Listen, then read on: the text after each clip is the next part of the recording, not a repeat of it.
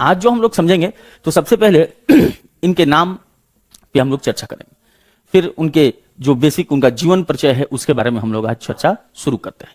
तो देखिए, इनका जो नाम है, इनका पूरा जो नाम है वो है मोहनदास करमचंद गांधी। ठीक है, इनका पूरा नाम क्या है? तो मोहनदास करमचंद गांधी इनका पूरा नाम है। ठीक है, और बेसिकली मैं बताऊं तो इनका ओरिजिनल जो नाम है वह केवल मोहनदास ही है। करमचंद गांधी जो इनका नाम रहता है, इनके पिताजी का नाम रहता है। किसका नाम रहता है? इनके पिताजी का नाम रहता है क्या? तो मोहनदास, सॉरी, करमचंद गांधी इनके पिताजी का नाम रहता है। गुजरात वगैरह या साउथ इंडिया के क्षेत्र में जब जाएंगे तो वहां पे आप देखेंगे क्या कि अक्सर अपने पिताजी के नाम को अपने नाम के मतलब पीछे लगाया जाता है। वो उधर का ट्रेंड ही है, गुजरात के चाहे साउथ इंडिया में आप लोग जाएंगे तो ये सब चीजों को देखेंगे। तो वैसे ही इनका नाम जो है वो पूरा नाम अगर आपसे पूछ दे तो क्या होगा? मोहनदास करमचंद गांधी। इनका जो जन्म हुआ है 2 अक्टूबर 1869 में हुआ है। कहां हुआ था? अगर आपसे राज्य पूछ दे तो राज्य का बाबू डायरेक्ट आप छापेंगे क्या? तो गुजरात। कहां हुआ था? तो गुजरात हुआ था। कहां हुआ था बाबू? तो आपके गुजरात में हुआ था। एक सेकंड रुकिए, मैं कलर चेंज कर लू जरा। ठीक है, कहां हुआ था? तो गुजरात में हुआ था। इनका जन्म जो हुआ था वो आपके गुजरात में हुआ था। ठीक है, इनका जन्म जो हुआ था वो कहां हुआ था? तो गुजरात में हुआ था।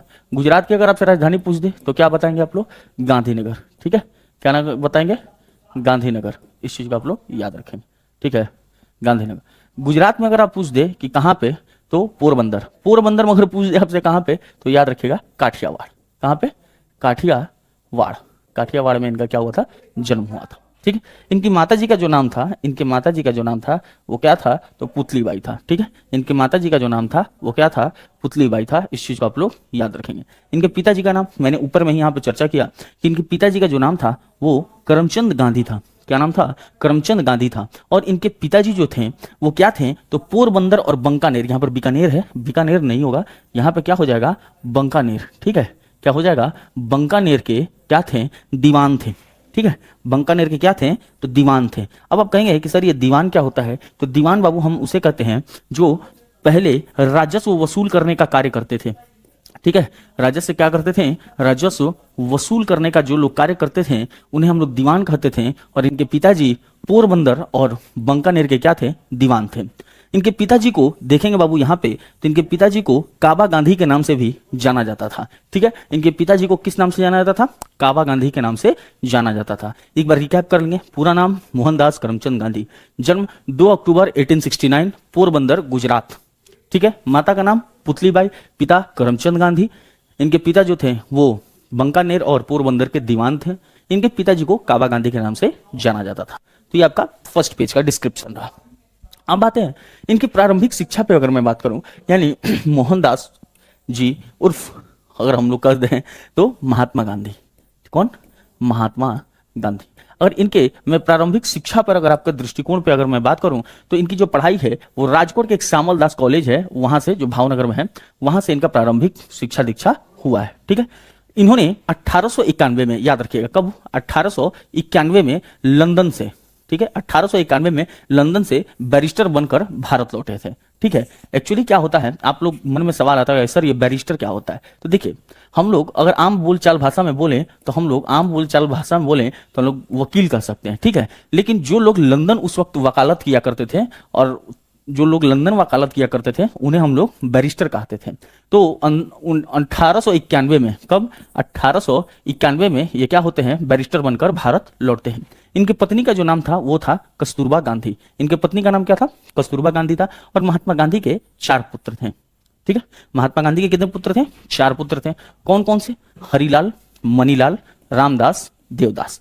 ठीक है, महात्मा गांधी के 4 पुत्र, हरिलाल, मणिलाल, रामदास और देवदास। लेकिन यहां पे सवाल थोड़ा सा क्या करता है कि अक्सर लोग क्या करते हैं, इन 4 बेटों के तो नाम याद कर लेते हैं, लेकिन यहां पर एक और इंपॉर्टेंट चीज है। मैंने उस चीज को इंपॉर्टेंट समझ के यहां पर मेंशन किया हुआ है कि ये तो 4 बेटे थे, लेकिन 5वें बेटे के रूप में अपने बेटे नहीं थे। नहीं होता है कि किसी को आप मानते हैं, बहुत ज्यादा अपने बेटे की तरफ मानते हैं, तो वैसे ही 5वें बेटे के रूप में जमुनालाल बजाज थे। ठीक है, तो अक्सर ये क्वेश्चन आपसे पूछ देता है कि गांधी जी के 5वें बेटे के रूप में कौन थे? ठीक है, गांधी जी के 5वें बेटे के रूप में कौन थे? तो जमुनालाल बजाज जी थे। ठीक है, जमुनालाल बजाज जी थे। अब कर रहा है क्या कि अब यहां पर जरा सा समझने वाली बात है, यहां पे अब जरा सा समझने वाली बात है। मैं एक चीज पे आप लोग को फोकस कराऊंगा, उस पर आप लोग फोकस जरा करेंगे। देखिए, इन्होंने क्या किया कि 1891 में वकालत करके कंप्लीट करके 1891 में ये भारत आते हैं। कहां से? लंदन से। कहां से आते हैं? लंदन से। ये पढ़कर बैरिस्टर बनकर क्या होते हैं?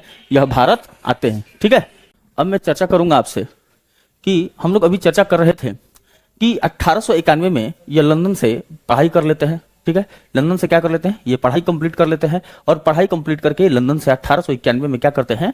भारत आ जाते हैं। ठीक है, अब देखिएगा कि अब जब ये वकील बन गए थे तो इनको एक केस मिलता है 1893 में। ठीक है, एक केस मिलता है 1893 में, एक इनको केस मिलता है। ठीक है, एक महात्मा गांधी को क्या होता है बाबू कि 1893 में एक केस मिलता है। एक गुजराती व्यापारी होते हैं जिनका नाम होता है दादा अब्दुल्ला। ठीक है, एक गुजराती व्यापारी होते हैं, उनका नाम क्या होता है? दादा अब्दुल्ला। ठीक है, दादा अब्दुल्ला एक गुजराती व्यापारी होते हैं। इन्हीं के केस के सिलसिले में 1893 में महात्मा गांधी दक्षिण अफ्रीका जाते हैं। ठीक है, कहां जाते हैं? दक्षिण अफ्रीका महात्मा गांधी जाते हैं। ठीक है, इनके एक मुकदमे के सिलसिले में ये दक्षिण अफ्रीका जाते हैं। मुकदमा का परिणाम यह हुआ, मुकदमा का मतलब केस, अगर हम लोग आम भाषा में बोले तो केस लड़ने के लिए इनका कोई मामला होगा, व्यापारी वगैरह होंगे तो उनका कुछ केस वगैरह होगा दादा अब्दुल्ला साहब का। तो उसी केस के सिलसिले में ये दक्षिण अफ्रीका जाते हैं। दक्षिण अफ्रीका जब पहुंचते हैं तो केस तो जीत जाते हैं, लेकिन दक्षिण अफ्रीका में कुछ कुछ समस्याएं, आंतरिक समस्याएं चल रही थी। जैसे वहां पर एक समस्या था रंग भेद की नीति। अब ये रंग भेद की नीति क्या होती है? तो रंग भेद की नीति को अगर मैं 100 टर्म में अगर आसान भाषा में बोलूं तो वहां पर काला गोरा यानी श्वेत और अश्वेत को लेकर असमानताएं वहां पर थी। तो महात्मा गांधी एक्चुअली क्या होते हैं, वहां पे जब जाते हैं तो मुकदमा का परिणाम यह होता है कि मुकदमा तो जीत जाते हैं, लेकिन दक्षिण अफ्रीका में रंग भेद नीति के शिकार हो जाते हैं। ठीक है, रंग भेद नीति के क्या होते हैं? शिकार हो जाते हैं। महात्मा गांधी 1893 से लेकर 1914 तक दक्षिण अफ्रीका में अपने जीवन का लगभग 21 वर्ष तक वहां पर दक्षिण अफ्रीका में इन्होंने गुजारा था। इस चीज को भी थोड़ा सा याद रखिएगा। महात्मा गांधी क्या होते हैं कि 1893 में जाते हैं कहां? दक्षिण अफ्रीका। दक्षिण अफ्रीका जाते हैं। ठीक है, दक्षिण अफ्रीका जाते हैं 1893 में। अब देखिएगा दक्षिण अफ्रीका जाते हैं 1893 में और वहां पर 1914 तक ये रहते हैं। लगभग अगर मैं बात करूं तो लगभग अपने जीवन का 21 वर्ष, ठीक है, अपने जीवन का लगभग कितना? 21 वर्ष अपना जीवन का ये दक्षिण अफ्रीका में गुजारते हैं। बीच में ऐसा नहीं है कि 1893 में चल गए तो 1914 ही में डायरेक्ट आए, बीच बीच में घर आते जाते थे। इसी मध्य में देखिएगा तो 1901 में वो कांग्रेस के एक अधिवेशन में भाग लिए थे, हिस्सा लिए थे। तो वही चीज मेंशन है कि 1901 में महात्मा गांधी ने पहली बार कांग्रेस के अधिवेशन में हिस्सा लिया, जिसकी अध्यक्षता दिनसा वाचक कर रहे थे। ठीक है, उसकी अध्यक्षता कौन कर रहा था? दिनसा वाचक कर रहे थे। अब बोलिएगा कि सर ये कांग्रेस का अधिवेशन क्या है?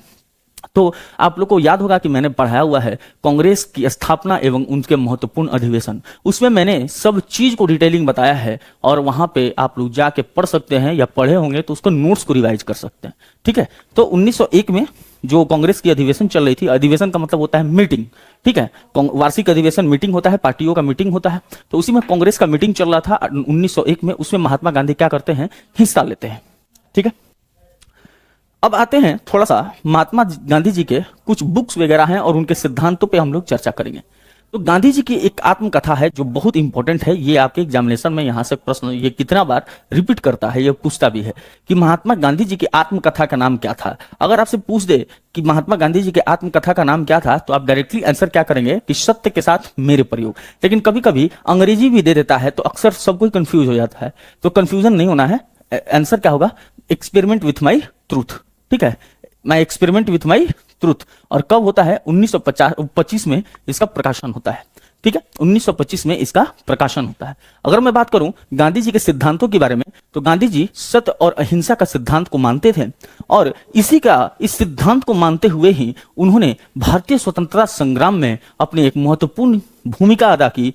ठीक है, जिसके कारण आज भी हम इन्हें काफी दिल से मानते हैं और इन्हें राष्ट्रपिता की उपाधि देकर अगर हम कहें तो इन्हें हम लोग संबोधन भी करते हैं। ठीक है, अब आइएगा, अब हम लोग यहाँ पर जरा समझेंगे कि गांधी जी की प्रमुख पुस्तकें, यानी गांधी जी से कौन कौन सी पुस्तकें हैं जो उनसे संबंधित है। यहां से भी एग्जामिनेशन में आपसे क्वेश्चन छपते हैं और इसको भी आप लोग ध्यान पूर्वक इसको समझने का प्रयास कीजिएगा। सबसे पहले आता है गांधी जी का आत्मकथा, मैंने यहां पर भी अभी चर्चा किया, क्या होगा, सत्य के साथ मेरे प्रयोग। लेकिन दूसरा जो सबसे इंपॉर्टेंट आता है वो आता है कौन सा, तो हिंद स्वराज। ठीक है, कौन सा आता है बाबू आपका, हिंद स्वराज। ठीक है, ये कब लिखे थे, तो 1919 में इन्होंने इस किताब को लिखा था। कहां लिखे थे, तो दक्षिण अफ्रीका जब ये रहते थे उसी वक्त उन्होंने इस किताब को लिखा था। और इस किताब में किस चीज के बारे में लिखा था, तो योजना यानी प्लानिंग वगैरह के बारे में इन्होंने लिखा हुआ था। फिर आता है दूसरी जो पुस्तक है वो है आपकी अनासक्ति योग, ये भी गांधी जी से संबंधित पुस्तक है।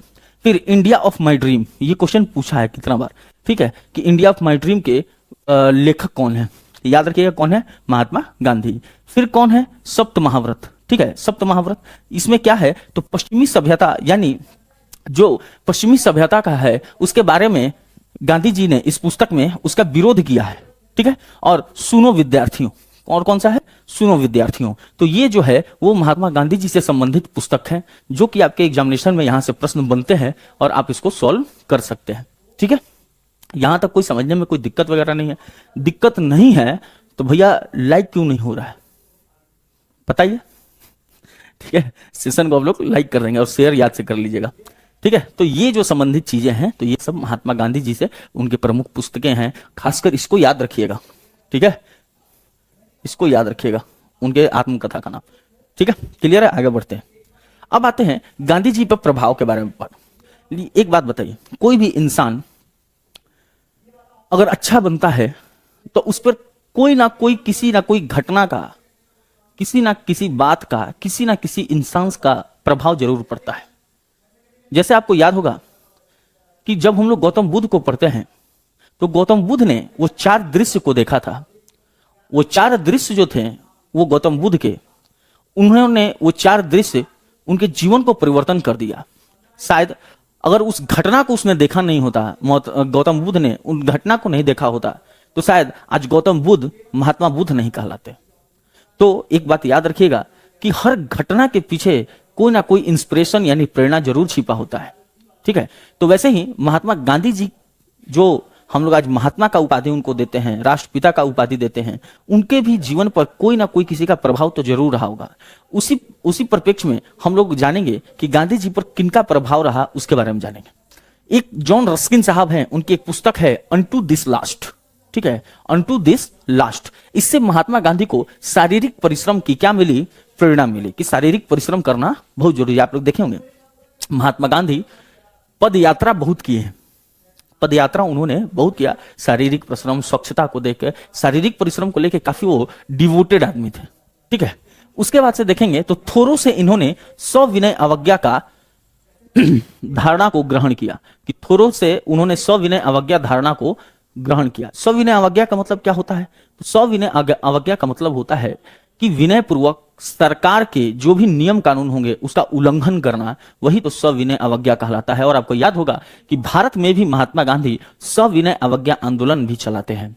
अगर आपसे बात करें कि अगर आपसे पूछ दे कि भारत में सबसे पहले सविनय अवज्ञा आंदोलन कहां प्रारंभ हुआ, तो अगर प्रत्यक्ष रूप से देखा जाए तो आप तो सविनय अवज्ञा आंदोलन ही आंसर करेंगे, लेकिन अप्रत्यक्ष रूप से देखा जाए तो चंपारण सत्याग्रह के दौरान ही महात्मा गांधी ने अंग्रेजों की नीति का उल्लंघन किया था। और सविनय अवज्ञा अप्रत्यक्ष रूप से चंपारण सत्याग्रह में ही हम लोग को देखने को मिलता है। ठीक है, तो थोड़ा सा इन्होंने सविनय अवज्ञा जो प्रेरणा है उससे वहां से ग्रहण किया था। फिर टॉलस्टॉय से इन्होंने एक चीज जाना कि ईश्वर का राज्य तुम्हारे भीतर है। ठीक है, ईश्वर का राज्य क्या है, तुम्हारे भीतर है। तो ये सब महात्मा गांधी पर प्रभाव के बारे में बात कर रहे थे कि महात्मा गांधी को आखिर प्रेरणा कहां से मिली। तो ये कुछ यहाँ पर पॉइंट्स हैं, यहां से महात्मा गांधी को इस पर देखेंगे तो इन लोगों का और इन किताबों का, इन लोगों के किताबों का प्रभाव ज्यादा देखने को मिलता है। अगर मैं आपसे बात करूं तो ये भी प्रश्न आपके एग्जाम के लिए बहुत महत्वपूर्ण है, क्योंकि ये भी प्रश्न आपके एग्जाम में डायरेक्ट छपते हैं। क्या छपते हैं क्वेश्चन, तो महात्मा गांधी के राजनीतिक गुरु कौन थे। ठीक है, महात्मा गांधी के राजनीतिक गुरु कौन थे, तो बेटा इसका सही आंसर जो होगा वो होगा गोपाल कृष्ण गोखले। ठीक है, गोपाल कृष्ण, इसको इरेज कर दे, यहां पे होगा आपका कृष्ण। ठीक है, टाइपिंग मिस्टेक है।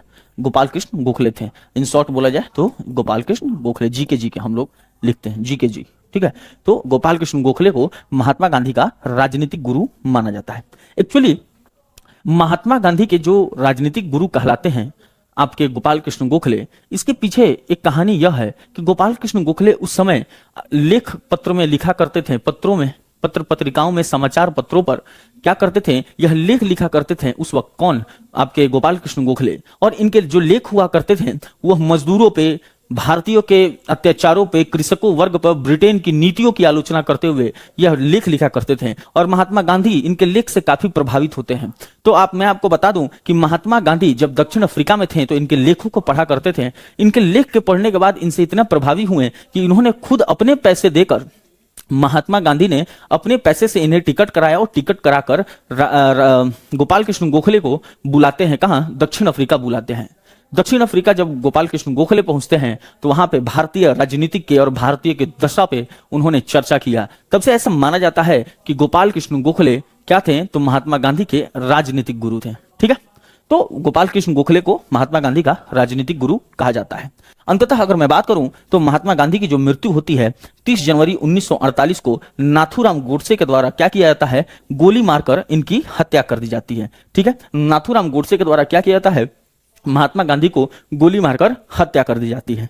ठीक है, तो ये कुछ रहा, हम लोग बेसिक जानकारी को समझें। अब हम लोग महात्मा गांधी से संबंधित उपाधियों के बारे में बात करेंगे और उनके संबोधनकर्ता यानी वो उपाधि किसने दिया या किसने उन्हें संबोधन उस नाम से किया, इसके बारे में जानेंगे। और ये भी आपके लिए परीक्षा के लिए क्या है? वेरी वेरी वेरी इंपॉर्टेंट है बाबू। ठीक है, क्योंकि यहां से भी प्रश्न आपके पूछे जाते हैं। ठीक है, तो इसको ध्यानपूर्वक आप लोग देखेंगे। आते हैं हम लोग समझते हैं गांधी से संबंधित उपाधियां। सबसे पहले अगर मैं बात करूं तो महात्मा गांधी को महात्मा की उपाधि कौन देते हैं? तो रविंद्रनाथ टैगोर। ठीक है, रविंद्रनाथ टैगोर के द्वारा महात्मा गांधी को महात्मा की उपाधि दी जाती है। अगर मैं आपसे पूछ दूं कि कब दी गई, ठीक है, महात्मा गांधी को महात्मा की उपाधि कब दी गई, तो ये सवाल का जवाब आप कमेंट बॉक्स में बताइए। चलिए मैं देख रहा हूं, कमेंट बॉक्स में बताएंगे आप लोग कि महात्मा गांधी को महात्मा की उपाधि किस आंदोलन के दौरान रविंद्रनाथ टैगोर ने दी थी।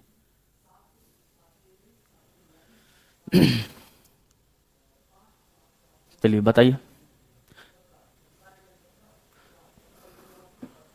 चलिए समझ जाइए, आइए मैं बताता हूं। महात्मा गांधी को महात्मा की उपाधि रविंद्रनाथ टैगोर के द्वारा चंपारण सत्याग्रह के पश्चात दी गई थी। चंपारण सत्याग्रह के पश्चात दी गई थी। ठीक है, याद रखिएगा। अभी चंपारण सत्याग्रह क्या है इसके बारे में भी हम लोग चर्चा करेंगे, क्योंकि ये जो अपना सीरीज है वो महात्मा गांधी से संबंधित उनकी जीवनी पर हम लोग चर्चा करके उनसे संबंधित आंदोलन पे भी हम लोग चर्चा करेंगे। वो तमाम घटनाएं जो महात्मा गांधी से संबंधित है स्वतंत्रता संघर्ष को लेकर, उस पर हम लोग चर्चा करेंगे। ठीक है, तो चलिए आते हैं। महात्मा की उपाधि जो है वो रविंद्रनाथ टैगोर के द्वारा चंपारण सत्याग्रह के दौरान महात्मा गांधी को दी गई थी। इसके पूर्व अगर आपसे पूछ दे तो महात्मा गांधी को किस नाम से जाना जाता था, तो मोहनदास करमचंद गांधी के नाम से ही जाना जाता था। ठीक है, मोहनदास करमचंद गांधी के नाम से जाना जाता था। लेकिन चंपारण सत्याग्रह के बाद इनके नाम के आगे क्या जुड़ जाता है? महात्मा।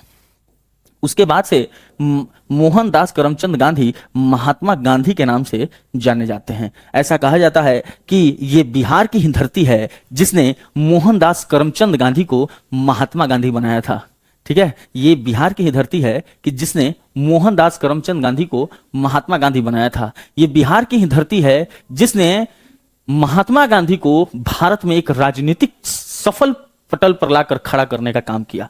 आज भले बिहार को तमाम लोग क्या करते हैं? दोष देते हैं, लेकिन अगर आप देखेंगे इतिहास के, झांकेंगे इसके इतिहास के बारे में, तो आपको नजर आएगा कि हमारा अपना बिहार कितना चमचमाता हुआ बिहार हुआ करता था। ठीक है, तो महात्मा गांधी को पहचान भी किसने दिवाया? यही चंपारण सत्याग्रह। और ये चंपारण है कहाँ?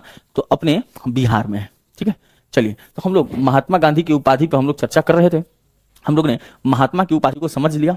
नेक्स्ट आता है कैसरे हिंद। ठीक है, कैसरे हिंद की उपाधि इन्हें प्रथम विश्व युद्ध के दौरान दी गई थी। कब दी गई थी? प्रथम विश्व युद्ध के दौरान दी गई थी। और प्रथम विश्व युद्ध कब हुआ था? तो बताइए तो जरा कमेंट बॉक्स में, प्रथम विश्व युद्ध कब हुआ था? ठीक है, प्रथम विश्व युद्ध कब हुआ था?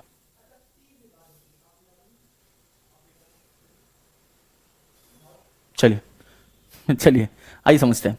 प्रथम विश्व युद्ध कब हुआ था? तो 1914 से लेकर 1918 के मध्य क्या हुआ था? प्रथम विश्व युद्ध हुआ था। उसी दौरान महात्मा गांधी को क्या किया गया कि कैसरे हिंद की उपाधि दी गई थी। कैसरे हिंद की उपाधि क्या की गई थी बाबू? दी गई थी। ठीक है, नेक्स्ट, भर्ती करने वाला सार्जेंट। ठीक है, ये भी प्रथम विश्व युद्ध के दौरान ही महात्मा गांधी को दिया गया था। एक्चुअली क्या था कि ब्रिटेन ने क्या हुआ था कि हेल्प मांगी थी भारत से, भारतीय कांग्रेस से और भारतीय लोगों से। तो उस वक्त युवाओं को सेनाओं में भर्ती करना का काम जो था वो महात्मा गांधी ने किया था। उसी समय देखिएगा तो महात्मा गांधी को भर्ती करने वाला सार्जेंट कहकर यह उपाधि दिया गया था प्रथम विश्व युद्ध के दौरान। नेक्स्ट है मलंग बाबा। मलंग बाबा किसके द्वारा कहा गया था? कबालियों के द्वारा। कुली बैरिस्टर, ये कब कहा गया था? तो दक्षिण अफ्रीका में। ठीक है, यहां पर छूट रहा है, दक्षिण अफ्रीका में। ठीक है, दक्षिण अफ्रीका में एक अंग्रेज मजिस्ट्रेट है, उसी के द्वारा ये कहा गया था। आधुनिक युग के अजात शत्रु, ये राजेंद्र प्रसाद ने जी कहा था। बापू, CF एंड्रूज के द्वारा और जवाहरलाल नेहरू के द्वारा बापू की उपाधि इन्हें दी गई थी। देशद्रोही फकीर, ये किसके द्वारा कहा गया था? तो विस्टन चर्चिल के द्वारा कहा गया था। अर्धनग्न फकीर, ये किसके द्वारा कहा गया था? तो विस्टन चर्चिल के द्वारा ही किया गया था। राष्ट्रपिता, ये पूछता है एग्जाम, राष्ट्रपिता की उपाधि किसने दी थी? तो सुभाष चंद्र बोस ने दिया था। भिखारियों का राजा, ये किसने कहा था? मदन मोहन मालवीय ने कहा था। वन मैन बाउंड्री फोर्स किसने कहा था? तो लॉर्ड माउंट बेटन ने ये बातों को कहा था, इन उपाधि को दिया था। तो यहां तक हम लोग ने महात्मा गांधी के जीवन परिचय, उनसे संबंधित उपाधियां, उनसे संबंधित संबोधनकर्ता के बारे में हम लोग ने जाना। आगे हम लोग चलते हैं, अब समझेंगे। अभी मैं आपको थोड़ा सा पुराना रिकैप कराता हूं तो आपको याद आ जाएगा, तब इस चीज को हम लोग समझेंगे। आपको याद होगा कि 1891 में मैंने आपको बताया था कि महात्मा गांधी क्या करते हैं, लंदन से बैरिस्ट्री कंप्लीट यानी वकालत कंप्लीट करके आते हैं और 1893 में इनको एक केस मिलता है। गुजराती व्यापारी होते हैं दादा अब्दुल्ला। ठीक है, गुजराती व्यापारी होते हैं जिनका नाम होता है दादा अब्दुल्ला, उनका यह केस मिलता है। और इस केस के बाद अगर आप देखेंगे गुजराती व्यापारी जो होते हैं, इस केस के बाद क्या करते हैं, तो महात्मा गांधी दक्षिण अफ्रीका जाते हैं। दक्षिण अफ्रीका में मुकदमा का जो होता है सीन, वो जीत जाते हैं और वहां पर रंग भेद नीति की शिकार हो जाते हैं।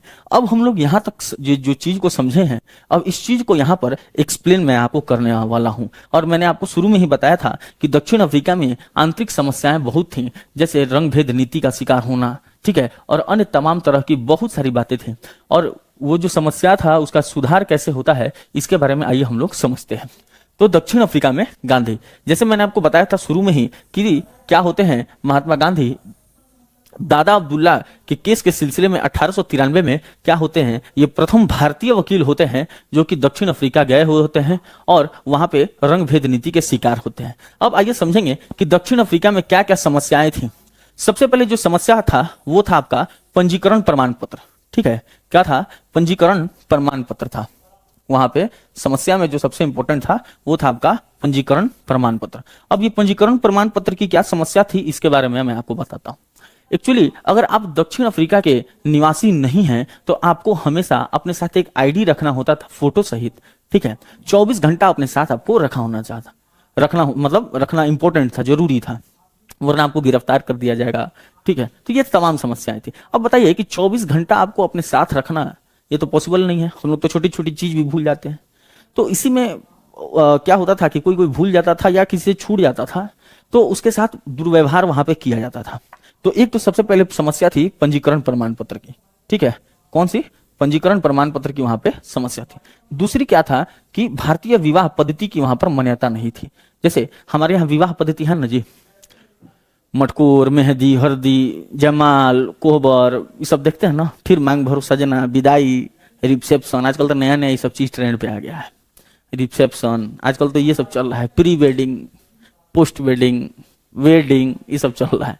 तो जो विवाह पद्धति, भारतीय विवाह पद्धति है, उसकी मान्यता कहाँ पे? दक्षिण अफ्रीका में नहीं थी। यानी दक्षिण अफ्रीका कहता था क्या कि हम लोग जो भारत में जो आप लोग शादी किए हैं उसकी हम लोग मान्यता नहीं देते।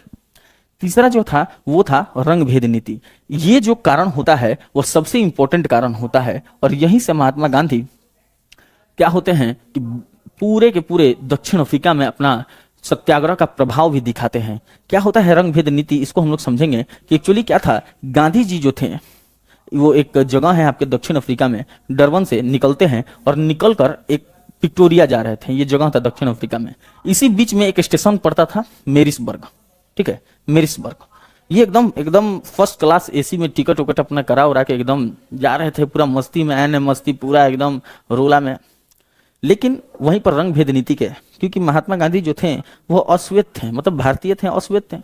उनको क्या किया जाता है कि इसी स्टेशन पे रेल डिब्बा से सामान सहित उनको उतार दिया जाता है, फेंक दिया जाता है, जिससे महात्मा गांधी क्या होते हैं कि काफी नाराज होते हैं। जिसके कारण देखिएगा तो दक्षिण अफ्रीका में महात्मा गांधी इन 3 समस्याओं को कैसे खत्म करते हैं, ठीक है, और अपना प्रभाव कैसे दक्षिण अफ्रीका में दिखाते हैं, अपना सत्याग्रह का भी प्रभाव दिखाते हैं।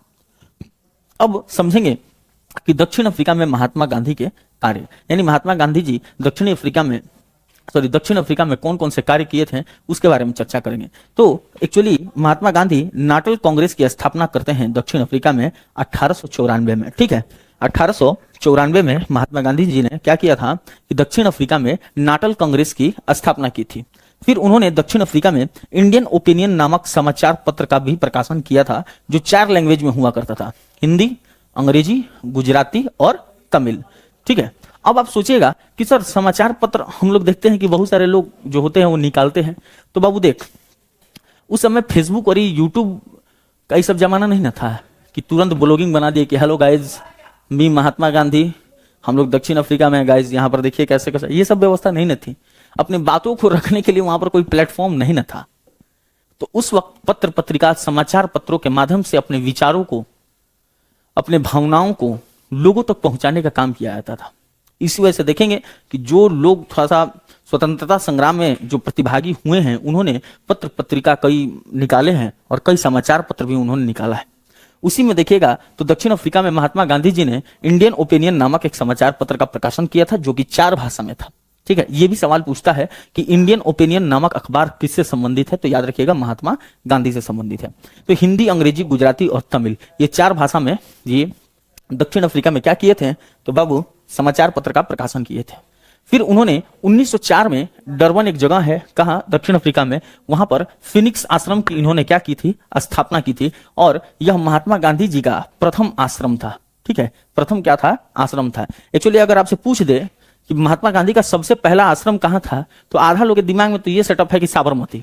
नहीं, अगर आपसे पूछे कि महात्मा गांधी का पहला भारत में कौन था, तो याद रखिएगा सबसे पहला जो आश्रम होता है भारत में वो होता है सत्याग्रह आश्रम। उसके बाद से सत्याग्रह के बाद से महात्मा गांधी ने क्या किया था, साबरमती आश्रम की स्थापना की थी, ठीक है। साबरमती आश्रम की स्थापना की थी, साबरमती आश्रम की क्या की थी, इन्होंने स्थापना की थी। लेकिन अगर पूछ दे कि पहला महात्मा गांधी का कौन था और ऑप्शन में आपका फिनिक्स आश्रम है, तो आप फिनिक्स आश्रम की ओर जाइएगा, ठीक है। फिनिक्स आश्रम की स्थापना महात्मा गांधी जी ने दक्षिण अफ्रीका में की थी। अब देखिए कि जो यहां पर समस्या था दक्षिण अफ्रीका में, ये जो हम लोग समस्याओं की चर्चा की है, इन समस्याओं का समाधान महात्मा गांधी कैसे निकालते हैं, तो वही हेडिंग है कि दक्षिण अफ्रीका में समस्या का समाधान। अब क्या होता है कि जो पंजीकरण प्रमाण पत्र वाला जो इशू हम आपको बताए हैं, इस इशू को लेकर महात्मा गांधी क्या करते हैं, महात्मा गांधी जी पहली बार सत्याग्रह का प्रयोग करते हैं, ठीक है। सत्याग्रह का क्या करते हैं, प्रयोग करते हैं। अक्सर यहां पर भी लोग क्वेश्चन फंसाता है। महात्मा गांधी, अगर आपसे क्वेश्चन पूछ दे कि महात्मा गांधी ने सबसे पहले सत्याग्रह का प्रयोग कहां किया था, तो वो होगा आंसर कहां, दक्षिण अफ्रीका। किस मामले में, तो पंजीकरण प्रमाण पत्र के मामले में, ठीक है। लेकिन यदि आपसे पूछ दे कि भारत में सबसे पहले सत्याग्रह का प्रयोग कहां किया था, तो उसका जो आंसर होगा वो क्या होगा, आपका चंपारण सत्याग्रह, ठीक है।